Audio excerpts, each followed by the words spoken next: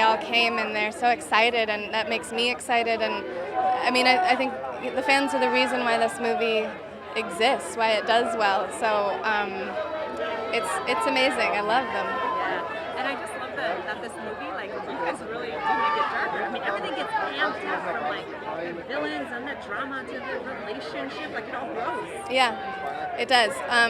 Every single aspect of the story and of the characters and their respective lives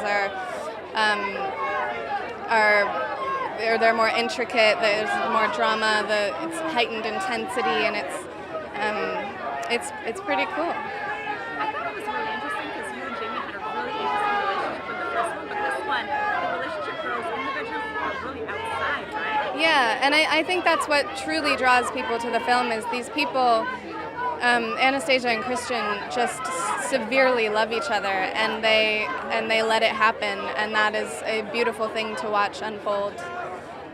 And isn't it just so much fun to be in this movie? Is it so much fun? Yeah. Yeah, I mean it's wild. I'm every day kind of like, what? I did what? But it's so exciting. And I know you're quite modest about this, but I mean this is really a phenomenon. And now that you've had time from the first movie to kind of come down and see how many fans love you and love it and all that you do, I think it's really exciting to be back in it again. Yes, it's a weird thing. I've never really revisited a project or a character before, so it's very interesting to have like my personal growth and also Jamie's personal growth and between projects, and then we come back together and our lives are different, and like he has another baby and I don't. And that's it. I mean, this fantasy world, tell me about the fantasy world that we're seeing in this movie, from the masquerade and the helicopters, all that. Well, I think there's a theme, there's sort of this fairy tale theme throughout all three films, and it's sort of a dream world, but these very real people exist within it, and I think that's what makes it sort of captivating and also relatable. It must be so much fun to just come from this huge fan event where you see how much people love your films and you. It's true. No, it's true. The fans, they're a big, massive,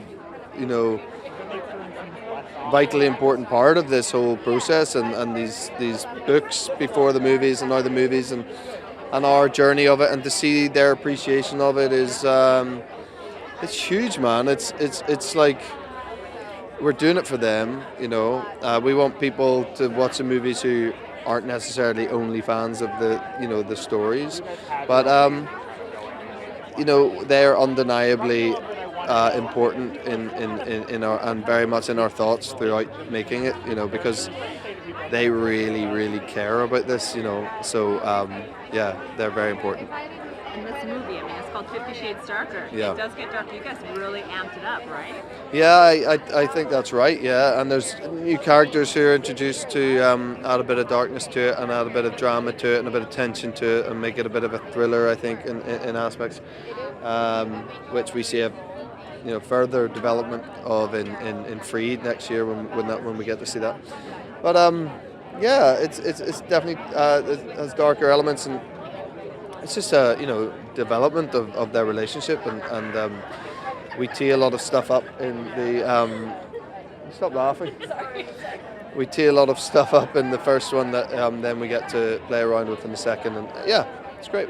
And I think a lot of people love the fact that this is a fantasy world. I mean, but it gets even more fantastic as you have this gorgeous, decadent masquerade ball. Yeah. Helicopters, can you talk about that? Yeah, I mean, we pull out all the stops, If you're making a sequel to anything, I think there has to be some kind of advancement on the first. There has to be, you have to go a bit, bigger and in a lot of areas, and I don't think this film's any different, and it just so happens that in the second book there's some big sort of key events like the Masquerade Ball and like Christian's birthday party and all these things that are sort of grandiose in their scale, and so we know we got to film all of those, and yeah, it's fun because also there's so much of these movies that it's just Dakota and I, which is really fun, but then it's quite nice sometimes when we get to like have loads of other people around us, and the pressure's off us a little bit, so that was fun too. I mean, it's fantastic. Being a part of the movie for me was such a turnaround, working with a cast who's fantastic and also experiencing, the set life was awesome. So I'm happy to be a part of it since I'm such a fan of the book. Yeah, and the fans that love the books but also love the movies. I mean, they're all out here supporting. How are they? Yeah, well, the fans are fantastic, of course. This is such a massive, support system that you have to do them proud. So I hope I did just that. I think you did. I mean, and this movie is called 50 Shades Darker. You guys Yes. got darker, right? I mean, we got darker. I mean, Dakota and Jamie definitely got darker, so we'll see how it goes. I played Mia, so luckily I didn't have any crazy sex scenes.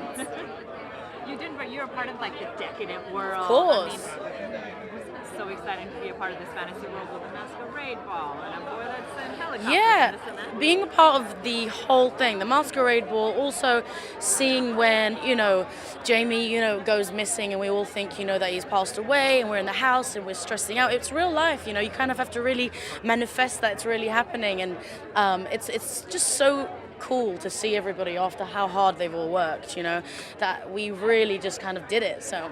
I think when you're a part of 50 Shades, you're a part of an event, and it's an erotic event with toys and romance, and that makes it even much more fun. And did you see the amazing fans? I mean, the fans are just over the moon. I love our fans beyond. I mean, the streets are lined with them. They're screaming. They're so excited. They can't wait for Jamie and Dakota to arrive. But I also like that they're very tongue-in-cheek. They get it. They get that you're not going to take this world so seriously. It's a bit of a fantasy, and they get it. And talk about the fantasy world, because I mean, this is a billionaire's world, and it's every girl's dream, right? I think this is the un-Disney Cinderella story. It is the girl next door who's seemingly average, but then you dress her up and she's kabam bam boom, drop dead gorgeous. And she has her eye set on the billionaire naughty boy, and she transforms him through the power of love. It's sort of like every girl's Disney dream on some level, right? And I love the strength of your character. What did you love about playing? What I really loved about Mama Gray was strong and nurturing, and I wanted to provide a different archetype in this triangle of women, so to speak, for him.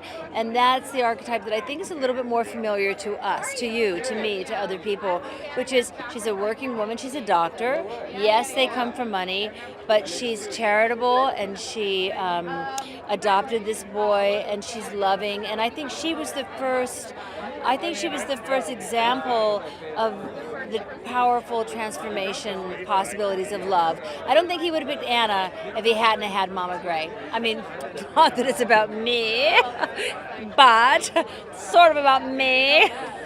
I really feel like that's true, that your mom provides certain things for you, and as the adoptive mom, she had a lot to make up for from his real mom.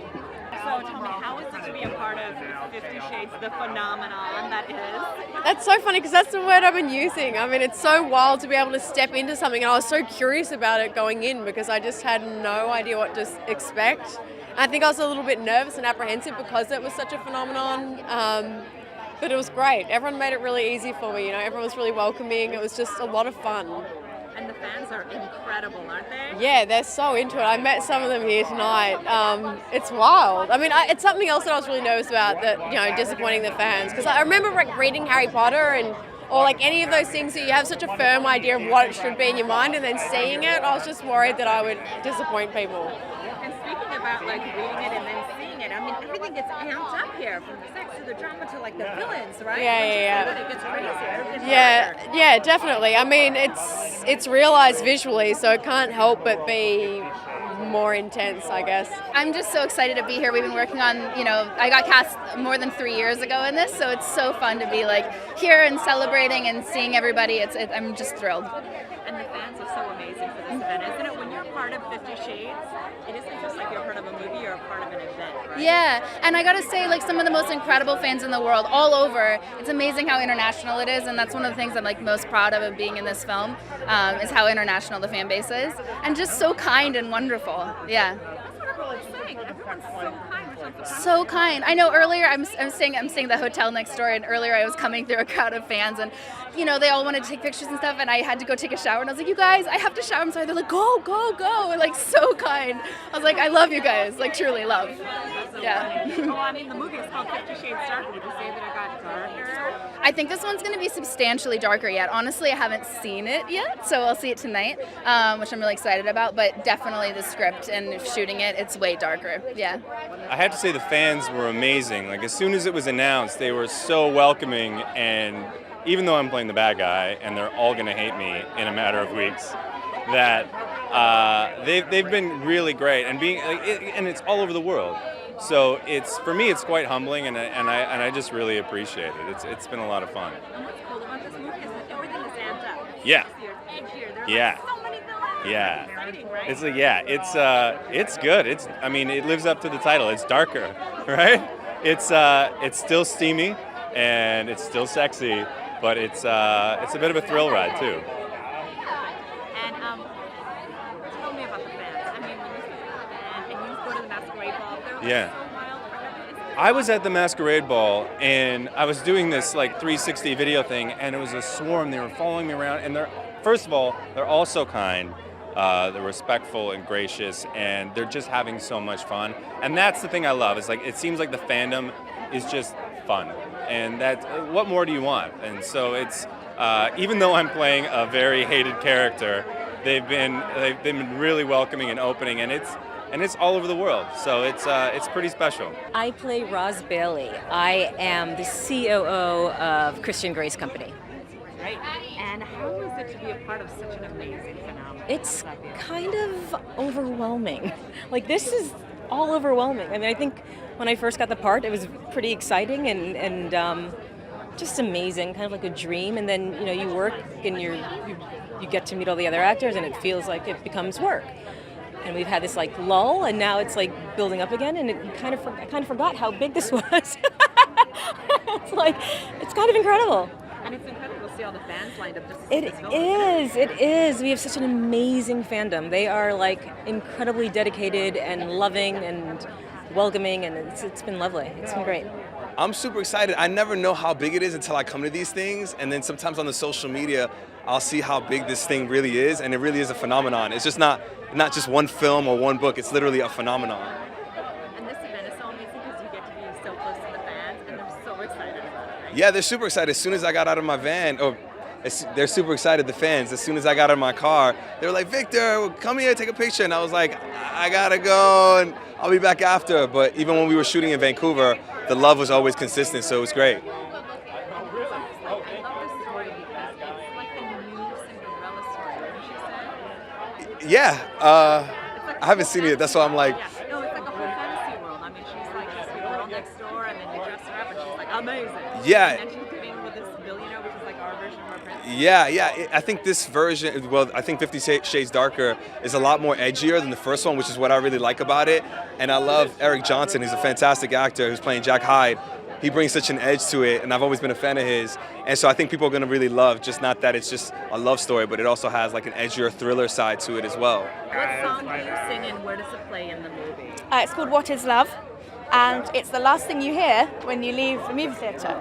Yeah, which I was so excited about because it's quite a questioning song. Well, the title of the song is a question, what is love? So it felt like a really fitting time for it to come, I think, because it kind of leaves you questioning the whole thing. Yeah. Did they give you the inspiration to write the song, or did you know where it was going to play, or were they just like write something great? Originally, it was actually for a different scene, but it was so helpful because the mood was described to me and kind of what was happening in this moment, and it was kind of quite a questioning moment of the film. So it kind of worked out really well in the end. But I felt so lucky to be able to even write something. So yeah.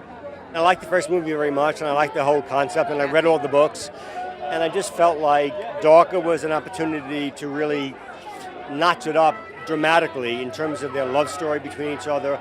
It wasn't just about a sexual encounter and a dominant and submissive, but in Darker, their relationship works out between what happens in the bedroom and what happens outside the bedroom in terms of their equality and stuff.